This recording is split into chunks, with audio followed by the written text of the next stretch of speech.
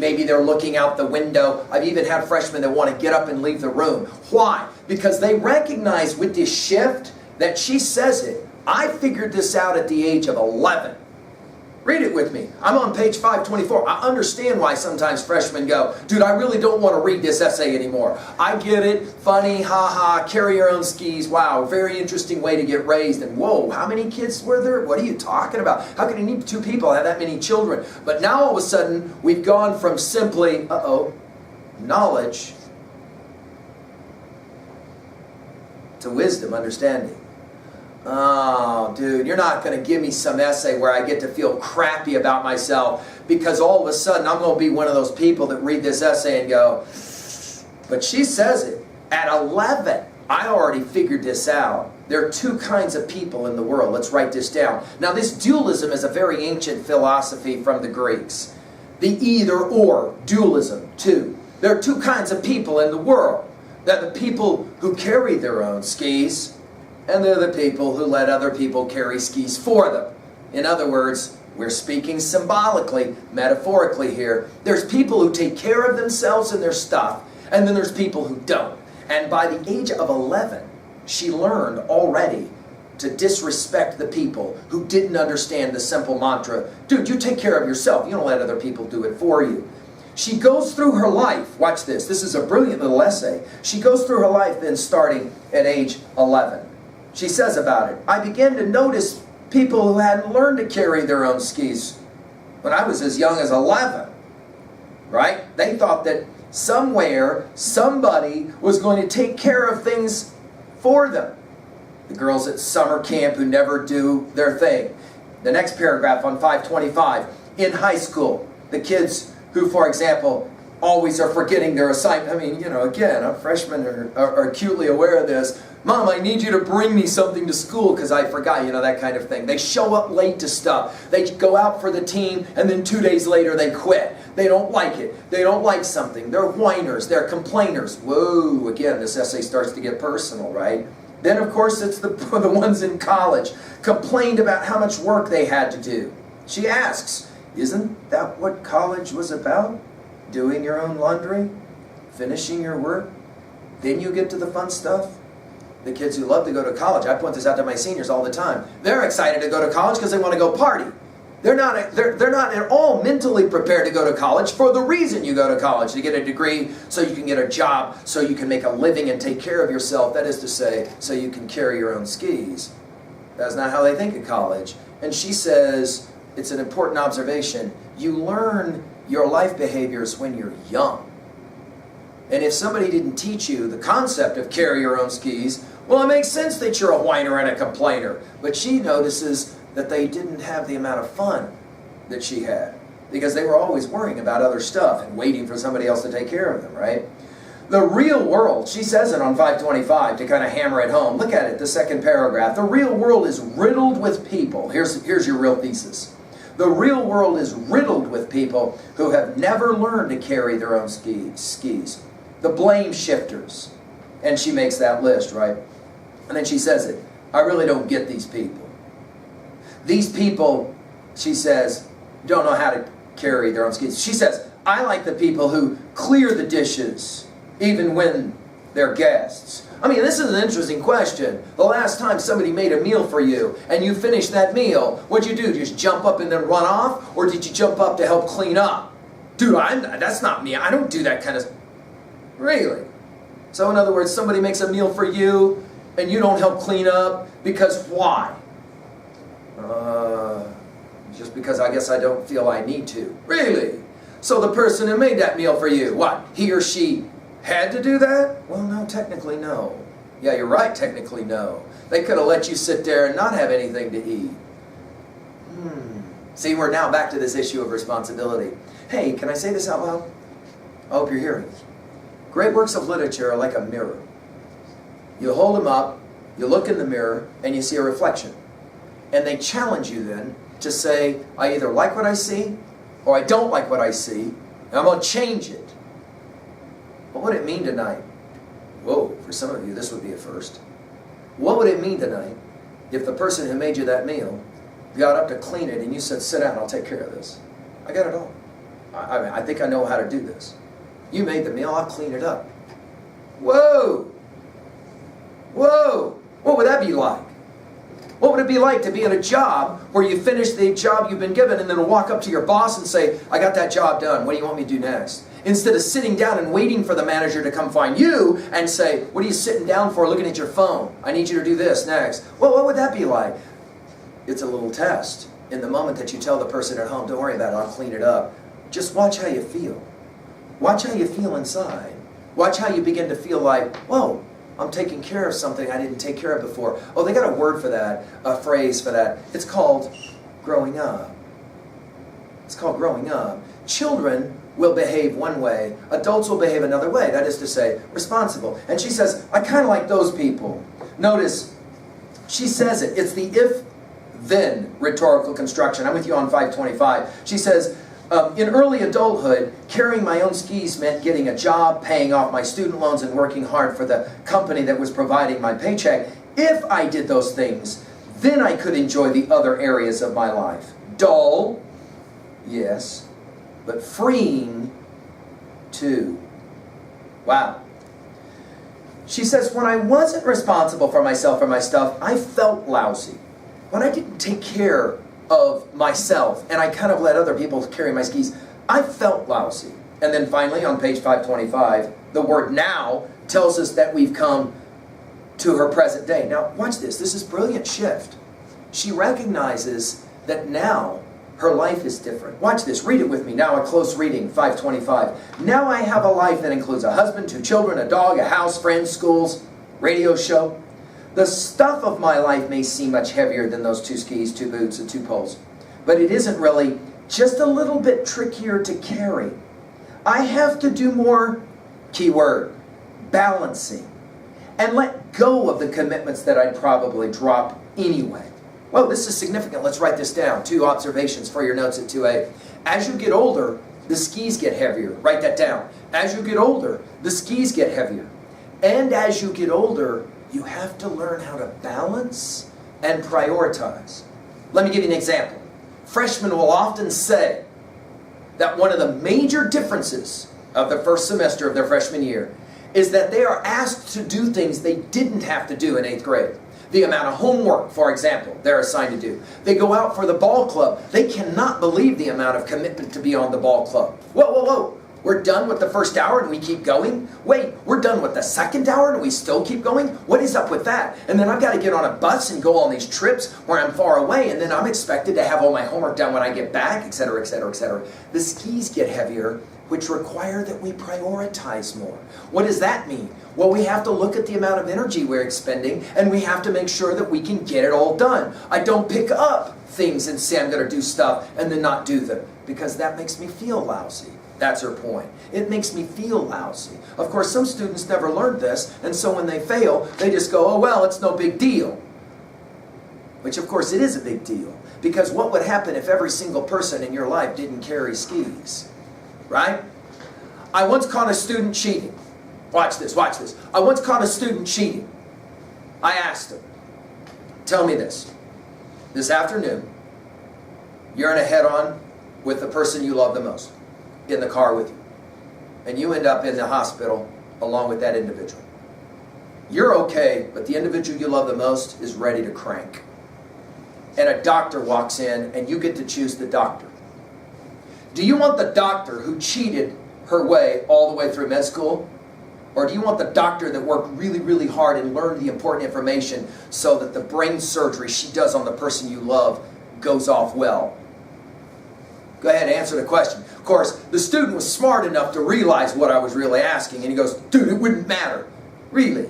Are you sure about that? Because my gut tells me that in that moment, you want the doctor that did it the right way. In other words, it's a funny thing. We can cheat and feel like it's no big deal, but we expect other people to not cheat. Isn't that fascinating? We want them to hold up their end of the bargain, right?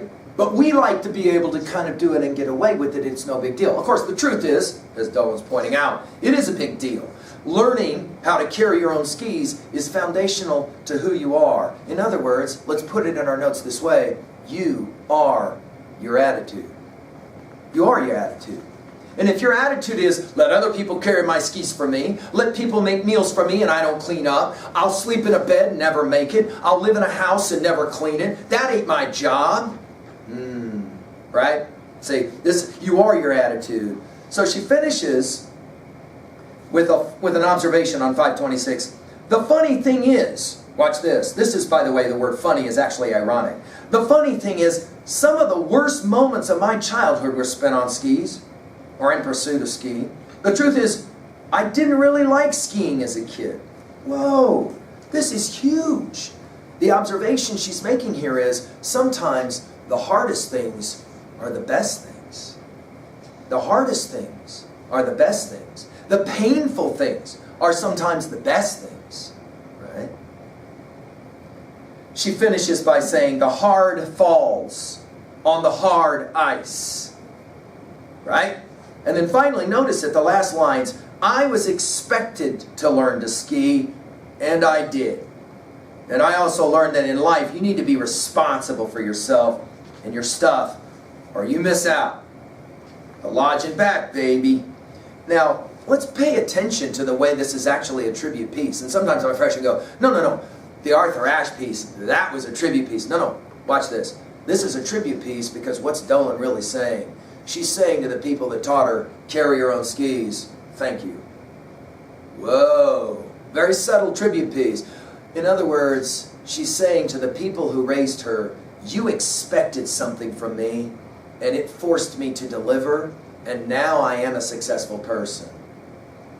What a fascinating concept.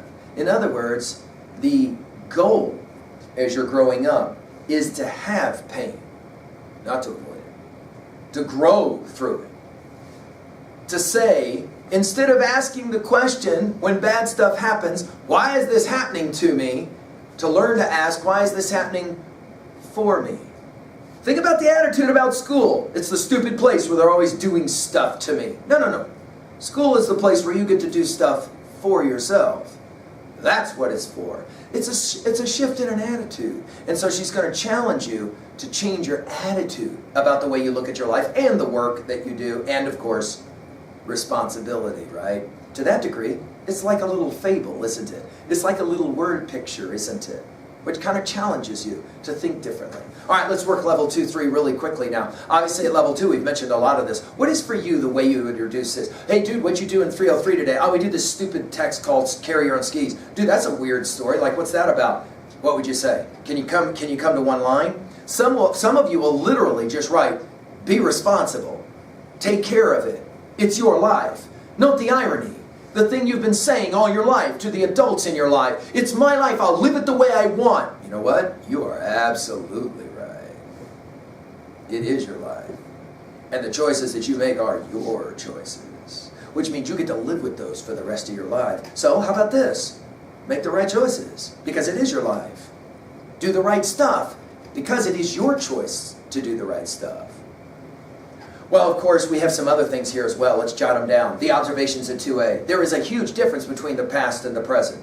That is to say, I think one of the arguments Dolan's making is, there once was a time when kids kind of had to learn to carry their own skis, and now too many adults are carrying their kids' skis for them. That is to say, it's too easy. We're too soft. We don't have the levels of responsibility we once had. And because of that, we are a nation that is increasingly becoming a nation of wimps.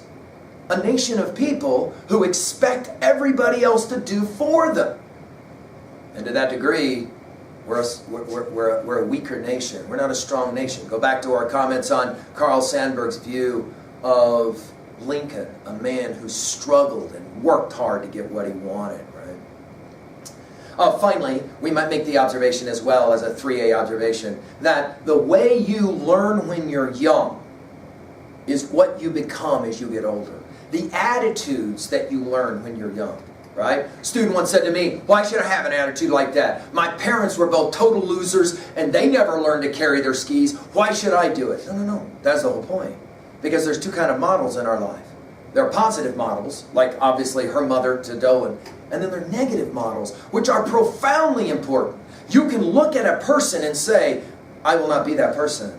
I will not be that person. My mother, my dad, okay, they never carried skis. But that does not have to be me. I can live a different kind of life. And when I have children, guess what? When I have children, they will learn to carry their skis. And guess what? Do you know the way they're going to learn to carry their skis? Because I will carry my skis. For example, I have a responsibility to my kids. I will take care of my kids. I will never leave my children. Even though maybe my dad left me, I will not do that. Where do you learn that? Well, you can learn that now. See, that's a choice that she will make now. Let's jump to 2B.